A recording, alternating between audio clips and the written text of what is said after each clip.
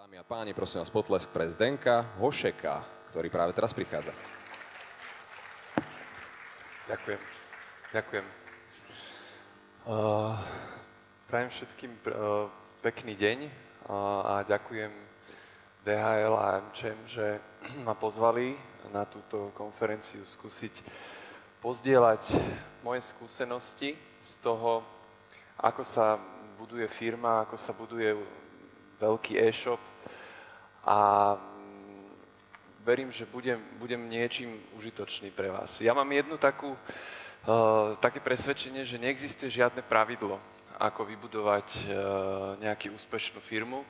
Každý má svoju cestu, niekto to začne na vysokej škole, ako povedzme vznikol Facebook, kde Mark Zuckerberg to rozbiehal na Harvarde, niekto minule mi hovoril známy, že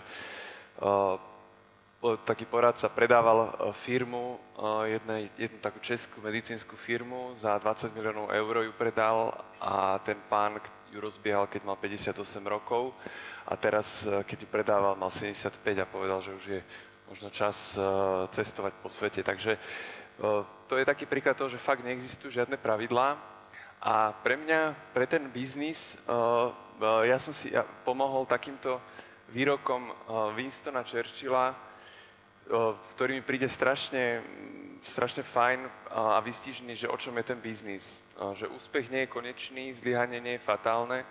To, čo sa ráta, je odvaha pokračovať. To je naozaj moja skúsenosť. Ja napríklad ešte na vysokej škole som robil spoločenské tance a súťažil som a chcel som sa vždy dostať do finále majstrovstiev Slovenska a videl som, že veľakrát sa tam dostali nie tí, ktorí mali najväčší talent, ale tí, ktorí najdlhšie vydržali. Tí, ktorí proste pokračovali, veľa ľudí prestalo, samozrejme zlepšovali sa. Takže naozaj to podnikanie prinesie výhry, prinesie sklamania, ale vždy je dôležité, aby človek vládal pokračovať. Ja dnes vediem túto firmu, vlastne Roman už ju predstavil, takže nebudem o nej viac hovoriť. Bližšie náš najznámejší projekt je Zľava dňa. Ale sústredíme sa na veľa vecí. My sme okrem tohto ešte mali projekt Obedovať.sk a Lunchtime.cz, čo boli gastroportály, ktoré boli najväčšie reštauračné portály na Slovensku a v Čechách a 2 roky dozadu sme ich predali za $3,2 milióna indickej spoločnosti Zomato, čiže máme za sebou aj takú skúsenosť, že sme vybudovali niečo od piky a potom sme to aj exitovali.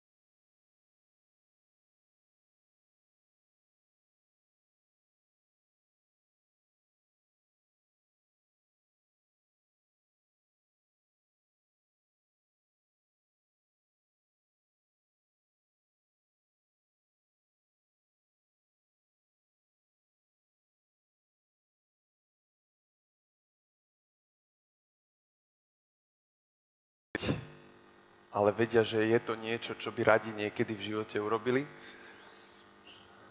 Super. To podnikanie nie je úplne pre každého, ale napríklad pre mňa nie je ani podstatné, povedzme, že či ľudia podnikajú, či nepodnikajú, ale podstatný je nejaký pocit zo života, ktorý človek by mal mať z toho, keď pracuje, keď chodí do roboty, keď robí biznis. A pre mňa táto fotka je veľmi výstižná v tom, že naozaj treba robiť niečo, čo vám bude dodávať energiu, čo bude vaša vášeň. A ja som napríklad na vysokej škole, keď som končil školu, ja som dovtedy sa venoval len tomu tancu, nič ma nezaujímalo, viac menej som ani nemal nejaké plány do budúcna, ale už ako piatak som si povedal, že mal by som niečo začať vymýšľať, že čo budem robiť, lebo bude treba založiť rodinu a podobne také tie uživiť ich, začať zarábať. A vtedy na škole mali veľmi taký PR, dobré auditorské spoločnosti ako Deloitte, Pricewaterhouse, čo sú vynikajúce firmy. A prišli, povedali, že príďte k nám robiť, za 10 rokov ste partnerom, budete zarábať 10 000 eur mesačne. A ja taký študent piatak som si povedal, že wow, to je super, že tak to chcem. Prihlásil som sa do všetkých, do Deloitte ma vybrali, nastúpil som tam a prišlo veľké vytriezvenie z toho, že vlastne začal som pracovať a zistil som, že až vtedy som začal vnímať, o čom je vlastne tá náplň práce. Čo budem robiť, že budem od rána do večera sedieť v pri faktúrach, v excelovských tabulkách, hľadať rozdiel 1 cent celý deň a večer proste ho konečne nájsť. A prišla obrovská frustrácia, sklamanie a vtedy som prvýkrát začínal rozmýšľať nad tým, že dokiaľ tak tento postup nie je dobrý, rozhodovať sa podľa peňazí, že kde koľko zarobím, ale musím začať vnímať, že čo je to, čo mňa baví, čo je moja vášeň, čo chcem robiť. A už vtedy prvýkrát som rozmýšľal, že by som chcel podnikať. Nemal som nápad, nevedel som kde, ako. Ja som pôvodne zo Žiliny, čiže som potreboval nejaký platiť nájom tuto v Bratislave. Takže nič také nebolo a povedal som si, že idem do banky skúsiť, že mal som takú predstavu, že v banke to bude pohodička, že popri banke si rozbehnem nejaký side business. Začal som robiť v banke a už som si vybral oveľa lepšie, že som išiel robiť obchod, ktorý je mojej náture, že som komunikatívny, rád robím s ľuďmi, oveľa bližší. Samozrejme, v každej firme treba makať, takže aj tam som makal, zostal som tam 5 rokov a dalo mi to veľmi veľa skúseností, ale opäť som sa nedostal k tomu biznisu a celých tých 5 rokov som cítil nejaké také vnútorné volanie, že chcel by som robiť nejaký biznis, chcel som ísť podnikať. Ťažko sa mi v tej dobe ale odchádzalo z banky, vedel som už oddelenie tam, mal som veľmi slušný plat manažerský a nebola stále nejaká vízia. Takže dostal som sa do bodu, že začal som hľadať, že kde čo robiť. A vtedy som začal rozmýšľať, oslovil ma Peťo Paška, ktorý v tej dobe už rozbehol obedová deska, že poď Zdeno so mnou rozbiehať, relaxovať, nakupovať, ubytovať sa, to boli také portály, ktoré dnes už nikto nepozná, ale vlastne katalógy. A mne to bolo sympatické v tom, že sa jednalo o malé prevádzky, o reštaurácie, masáže, hotely. Ja som rád cestoval, vždy rád chodím do reštaurácie, absolútne neviem variť. Takže bol mi to taký segment, že som si povedal, že je to celkom fajn a povedal som si, že risknem to. Že odídem, mal som nejaké úspory na 1 rok života, spojil som sa s ním a išiel som podnikať. Samozrejme, prišla taká tá realita toho vytriezvenia, že začal som robiť obchod, taký ten podomový obchod, dokonca postavil som sa na obchodnej ulici, na začiatok obchodnej ulice a išiel som obchod po obchode do predajní a snažil som sa ich zdieľať, že nech si zaplatia reklamu na nakupová deska, keď to bol salon krásy, nech sa platia reklamu na relaxová deska. A bol to dosť veľký hardcore, lebo tie portály vtedy, to bola taká malá reklama, neprinášali nejakú spätnú väzbu. Nemali tam si povedzme, salon krásy uverejnil reklamu u nás a o rok vypovedal, lebo nevedel, že k nemu ľudia chodia. Hej, tam sa na relaxová deska si našli jeho prezentáciu, ale nepovedali, že kde si ju našli. Tí prevádzky sú veľmi jednoduché, nerobia si nejaký prieskum toho, že odkiaľ im chodia zákazníci. Takže tam už vtedy som začal prvýkrát zisťovať, že tie zlyhania prichádzajú a že to nefunguje a začali sme ale inovovať. To je to, čo stále treba, stačili sme vymýšľať a vtedy sme prvýkrát začali robiť so zľavami a urobili sme taký projekt, že Benefit System sa volal, kde sme do veľkých firiem, ako je Tatra banka, Sporiteľňa a US Steel, v tej dobe sa nám podarilo dohodnúť, začali dohadovať 10-15% zľavy pre zamestnancov. Podarilo sa nám tam dohodnúť 400 prevádzok, reštaurácií a proste ten náš segment, v ktorom sme robili, ale nefungovalo to opäť, lebo sme tam mali malé zľavy, 10-15%, a tí zamestnanci to nevyužívali a zamestnávateľi ako keby viac menej nemali chuť to potom podporovať, lebo to využívalo 5% tých zamestnancov. Čo chcem ale tým povedať, že niekedy ten nápad a ten biznis chvíľu trvá, kým ho človek v podstate hľadá, rieši a skúša a treba ako keby v tom vytrvať. A nám takou odmenou za túto vytrvalosť, aktivitu v tom segmente bolo, že v tej dobe sa začal obrovský boom po celom svete zľavových portálov, vlastne vznikol Groupon a začali nás na to upozorňovať ľudia v okolí, aj naši partneri a hovorí, že to je presne niečo, čo by vám sadlo, že sú tam tie malé prevádzky, služby, máte celkom slušnú návštevnosť na portáloch, aj keď vám veľa nezarábajú, ale viete si robiť reklamu, že skúste to. My sme v tomu vtedy až tak moc neverili, že som si povedal, že 50% zľavu, aby niekto dal, že to na Slovensku nepôjde, že poznáme tých našich klientov. Ale potom nás dotlačila tá doba, lebo sme zistili, že spustili sa prvé zľavové portály aj na Slovensku. To bol august 2010 a zistili sme, že naozaj to funguje a navyše tam fungovala tá spätná väzba. To znamená napríklad reštaurácia dala zľavu a jej začal zvoniť telefón, vedela, že to je zo zľavového portálu, začali chodiť ľudia a videli sme, že ten zľavový portál rieši to, čo nám tie katalógy neriešili. A vtedy sme si povedali, že dobre, tak ideme do toho, ale veľakrát v tom biznise je strašne dôležité urobiť veci rýchlo. A my sme videli, že začalo vznikať viacero zľavových portálov a sadli sme si s našim programátorom a povedali, že chceme software, chceme zľavový portál. Urob nám to. On povedal, že no, že dobre, že sadnem si na to, bude to trvať 6 mesiacov. A my ho pozeráme, že to nemyslíš vážne, že 6 mesiacov, že my to chceme zaprvé len otestovať, že či to vôbec bude fungovať a chceme to mať čím skôr. Tak začali sme hľadať iné alternatívy, nenechali sme sa ako keby tým presvedčiť a iný programátor nám povedal, že však skúsme dať existujú také klóny webov. Že dali sme do internetu, do Google, že Groupon klón a vyhodilo nám strašne veľa už hotových softverov, ktoré sa dali kúpiť a väčšinou to boli nejaké čínske klóny a my sme jeden z týchto čínskych klónov kúpili za $89. Prišiel nám celý kód zľavy dňa vlastne. Dodnes zľava dňa na tomto kóde má ten základ už je dávno prepísaná x krát a veľmi dobre vystavaná, ale vtedy sme si povedali, že super, máme za $89 kód, backend bol ešte polovica vecí v čínštine, ale mali sme software a vedeli sme, že môžeme sa sústrediť na ten biznis. Takisto sme si povedali, že vytlačili sme najlepšie díly z Grouponu a v Čechách už bežal Slevomat a prišli sme za našimi reštauráciami, klientami, povedali sme im, že pozrite, takto sa to funguje v zahraničí, poďte to s nami vyskúšať. Tým, že sme mali dlhodobé vzťahy a dobré reštaurácie, tak takisto sme to vedeli veľmi rýchlo urobiť a v podstate za 2 mesiace, 4. októbra sme boli pripravení a spustili sme zľavu dňa a prvý deal sme mali 25-eurový kupón za 10 eur do Pizza Mica. Veľmi dobrý deal, oni dali tedy 3 prevádzky, boli oslovení už viacerými portálmi, ale tým, že nás poznali dlhodobo, tak povedali, že urobia to s nami, lebo nás poznajú.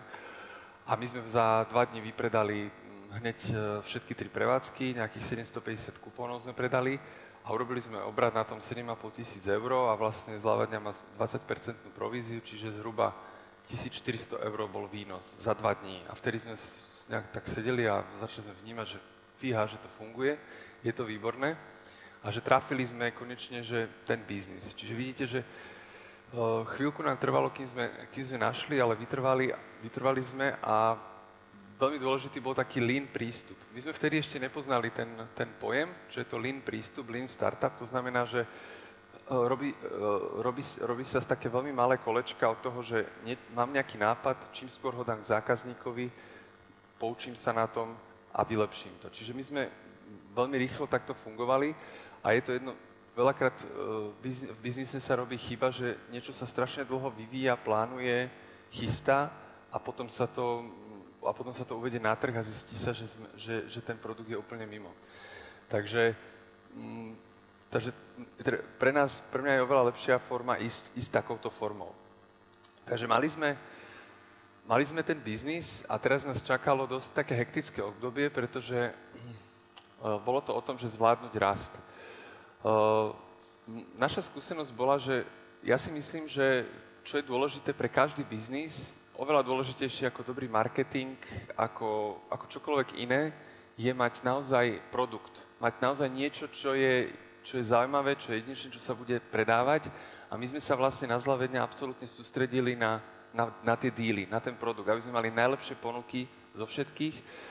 Veľmi sme investovali do ľudí, do obchodného tímu a snažili sme sa mať najlepšie ponuky na trhu a my sme vlastne na tomto vyrástli. My sme si prvý rok nerobili takmer žiadny marketing. Hej, to je napríklad niečo, čo veľa projektov začne investovať, platiť veľa marketingu, nevychádza im to.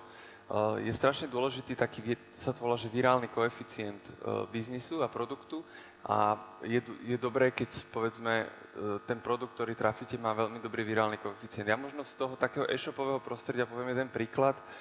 Next, poznáte firmu, odevnú firmu a moja švagrina začala nakupovať na tom londýnskom Nexte online a na druhý deň jej prišli veci, dala to môjmu synovi na narodeniny a moja manželka hovorí, že wow, že aký pekný Next. A švagrina hovorí, že ja som to kúpila online a za jeden deň mi to prišlo.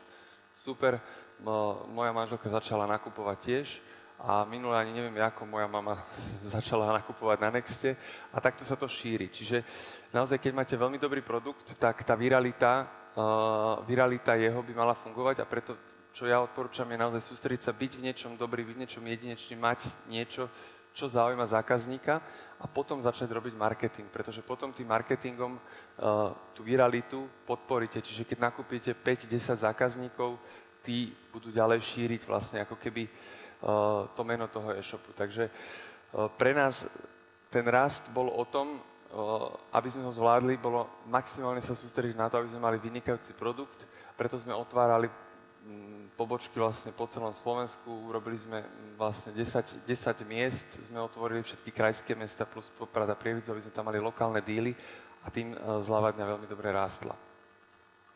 Samozrejme, keď sa rozbehne nejaký dobrý biznis, tak väčšinou to spôsobí to, že sa do toho sektoru nahrnie strašne veľa konkurentov. To bolo aj náš prípad. V jednom čase fungovalo 130 zľavových portálov súčasne a bola to naozaj až psychománia v tom, že napríklad Zľavadňa spustila nejaký deal a v ten deň tam bolo 30 iných zľavových portálov, pretože to bolo verejné, všetci videli, že sme to spustili, aby dali aj im ponuku. Čiže začali sme potom rozmýšľať nad takými vecami, že ako si v rámci toho konkurenčného boja obstáť a začali sme robiť to, že sme začali robiť exkluzivity s klientami, že sme im ponúkli nejaké výhody za to, že keď s nami budú robiť exkluzívne a to veľmi fungovalo, to zaberalo, ten klient nepotreboval až tak veľa tých partnerov a ochránili sme si ten trh. Druhá taká vec, ktorú sme zažili v tom konkurenčnom boji, že samozrejme, keď tie ostatné portály, povedzme, nevedeli, ako získať tých klientov, tak začali ponúkať nižšiu províziu. Tá provízia je veľmi zradná vec. Napríklad Groupon robí s priemernou províziou 40%. Na Slovensku naša priemerná provízia je niekde okolo 18-19%. A tá profitabilita toho biznisu nie je veľká, pretože povedzme len do marketingu my dnes dávame každý mesiac zhruba 120 000 eur, ide do online marketingu na všetky možné siete a tá provízia je pre Zľavadňu ako keby marketingový budget. Čiže keď nám klient dá 15% províziu, tak máme nižší ten budget a menej promujeme tú ponuku. Keď nám dá 20% alebo 25%, tak vieme viac tlačiť.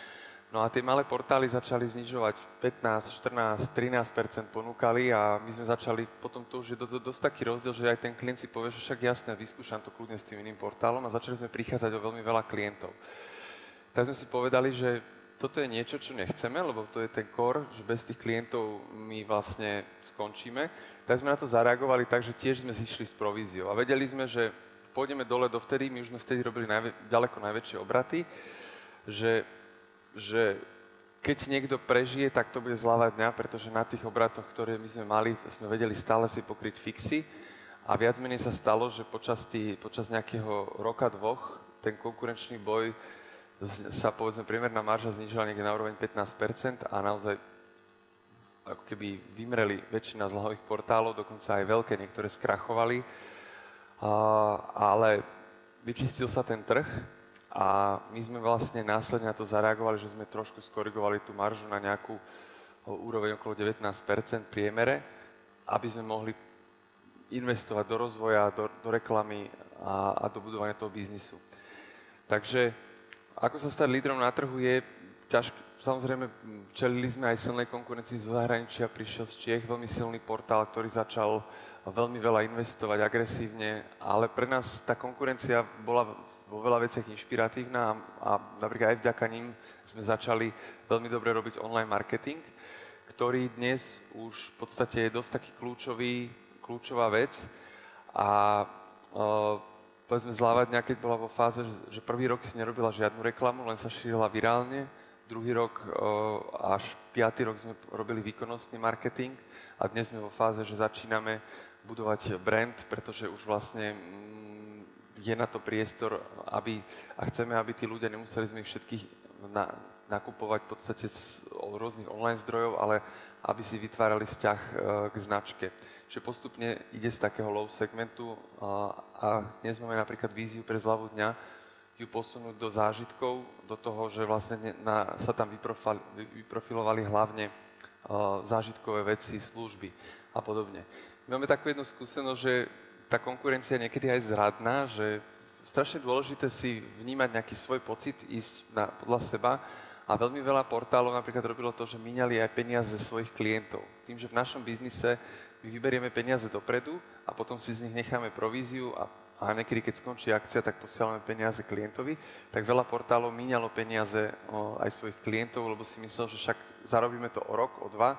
A to bolo napríklad niečo, čo stálo väčšinu vlastne tých portálov krk, lebo tá budúcnosť neprišla a skrachovali. Že my sme si vždy držali to, že investovali sme len to, čo bolo naše a možno to ani nebolo treba tak veľa investovať, ale niekedy pozerali sme sa na seba, ale niekedy sme sa stratili aj my. Napríklad začal taký boom, že na zľavých portáloch sa začala robiť móda. Boli také fashion days, ak poznáte, Big Brands, Stylago, tieto nákupné kluby.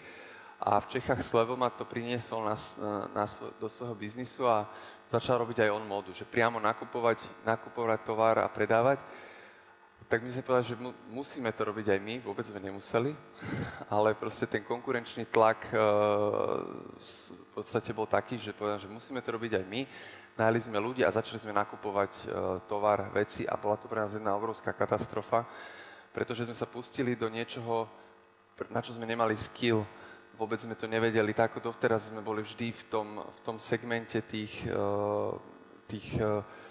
reštaurácií, hotelov, salónov krásy, tam sme boli ako ryba vo vode doma, tam sme to vedeli, tak tu zrazu nám začali nejakého Holanďana, nám povedal, že nám pošle nejakých originál, Tommy Hilfiger, prišli nám fejky, druhý nejaký, nám niekto povedal, že nám pošle Gant, neprišlo to vôbec, zobral 15 000 eur, takže potom na colnici nám volali, že nám tam prišli nejaké fejky, tak sme to celé v podstate sa k tomu nepriznali, že to není naše. A proste jedna pohroma za druhou, takže oni to spálili a povedali sme si, že dosť. 6 mesiacov sme to skúšali a povedali, že toto nie je cesta, naozaj tu nám hrozí poškodenie mena, veľké straty, proste keď to konkurencia vie robiť, nech to robí. A prehoreli sme takú ako keby trochu hanbu, že to nedáme, a lepšie, tak budeme kľudne druhý, budeme horší, ale proste pôjdeme si svojou cestou stabilne. A bolo to jedno z najlepších rozhodnutí, že sme to zavreli, pretože veľa portálov to ťahalo možno rok, dva a dnes už to zavreli úplne všetci. Takže to rozhodnutie urobiť to týmto spôsobom, vidíte, že čo je taká rada, je naozaj sledovať ten vlastný sedliacky rozum, je niečo, čo sa veľmi oplatí, lebo nie vždy všetko vyzerá v konkurencii tak dobre, ako sa tvári. Ešte na záver poviem jednu vec, že ten zvládnutý rast, že treba byť stále inovatívny. My sme, napríklad jeden z našich super dealov bola reštaurácia Alfa v Petržalke, kde sme dali za 4,90 kilové pečené rebra a 4 plzne, čo bol mega deal. Za týždeň sa predalo 7 000 kupónov a v tej reštaurácii nerobili nič iné. Čašníci z čašníkov sa stali recepčné, od rána do večera dvíhali telefóny a boli z toho úplne zdemolovaní. Čiže my sme vedeli, že takých reštaurácií ako Alfa, ktoré sú schopní dať majú takú kapacitu, takýto dobrý deal je strašne málo. A keď nevyriešime tento problém, tak jednoducho nebudeme mať biznis. Takže už vtedy to bolo hneď po prvom roku fungovania, sme robili online rezervácie, že si kúpite kupón a online si zarezervujete do tej reštaurácie stôl. Boli sme jedni z prvých a vďaka tomu Alfa to vyskúšala, o pol roka dala deal, dokonca sme vďaka tomu vedela si lepšie naplánovať kapacitu a sme mohli predať ten istý deal a predali sme 10 000 krát. Zoberiete, že pre nás to bolo naozaj kľúčové, lebo z jedného dealu máme 1 euro, keď sme predali 10 000 krát, tak tá akcia jedna nám zarobila 10 000 eur. Takže naozaj stavať to na ľuďoch, na týme je niečo absolútne kľúčové. Posledný môj slajd je taký, že moja taká skúsenosť je, že keď sa rozhodne človek, všetko sa dá, Príkladom toho je ešte to, že my sme sa tým, že sme na Slovensku už nemali kde priestor rásť, tak sme išli do Čiech. Tiež sme nad tým veľa nešpekulovali, ale urobili sme to. Prišli sme tam a potom sme zistili, že sme 305. zľavový portál, čiže tam ten ošial zľavy bol ešte väčší. V tej konkurencii 305 portálov sme vytrvali, išli sme v malom, väčšina z nich skončila, dneska je Slevadné v Čechách. Nerobí ešte veľký obrad, ale už je 4 na trhu. Atakujeme 3. miesto a vieme, že pre nás je to tá vášeň, my to robíme radi, my v tom vytrváme a vieme, že sa staneme, dúfame, alebo chceme sa stať dvojkou aj na českom trhu, čo sa neveľa slovenským firmám podarilo. A taká odmena za to, že sme boli odvážni a išli sme na ten český trh, bola, že my sme tam hľadali nejakú inováciu a aby sme sa presadili a preto sme sa dostali k českému lunchtimeu, čo bol gastroportál ako obedovať.sk, kde sme vedeli, že keď tam sú ľudia, ktorí majú dobré vzťahy s reštauráciami, že sme mohli mať dobré díly na slevu dne. Chceli sme s nimi iba spolupracovať, vďaka tomu, ale že sme s nimi začali jednať, sme zistili, že tam nie je dobrá nálada akcionárska, sme mali možnosť kúpiť ten projekt, takže sme lunchtime kúpili 70% podiel za 300 000 eur vtedy, čo nebolo veľa na taký projekt. A bez toho, že by sme sa vydali do tých Čiech, by sme túto príležitosť viac menej nemali. A o 2 roky na to sme predali ten lunchtime spolu s obedovať.sk za $3 milióny. Takže urobili sme na tom 200% zhodnotenie. Čo je z toho ponaučenie, že nemyslím si, že sme boli nejaký mimoriadne schopní, šikovní, ale skôr sme boli odvážni. Išli sme tam, tá príležitosť prišla. A napríklad bez toho, že by sme boli v Čechách, Zomato, keď kupovalo v podstate projekty, tak ono malo zoznam 22 krajín, kde chce po celom svete rásť a Slovensko na tej mape nebolo. Mali tam Prahu ako top 6 destináciu európsku, čo sa týka turizmu a chceli byť v Čechách, preto nás oslovili a preto sme boli schopní predať. A my sme potom povedali, že existuje nejaké Slovensko obedovať, čo oni moc netušili z toho indického zorného pola, ale pochopili, videli, že to má výborné čísla a boli sme schopní predať projekt vďaka tomu, že sme boli v Čechách. Takže všetko sa dá. Ďakujem za pozornosť.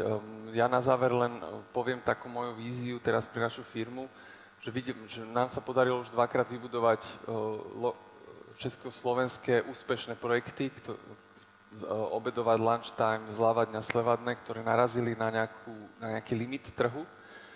A dnes naša firma chce urobiť to, že by chcela urobiť nejaký globálny úspešný projekt, pretože dnes zľava dňa už bude o rastoch možno 5-10% a o ladení toho produktu, kde máme výborný tím. A chceli by sme, a rozhodli sme sa, že to urobíme, vidíme, že to ide, takže chcem aj vás pozbudiť v tom, je dobré urobiť nejaký úspešný globálny projekt, pretože je to len o rozhodnutí to urobiť. Ďakujem pekne za pozornosť. Zdenko, ďakujeme aj my tebe samozrejme.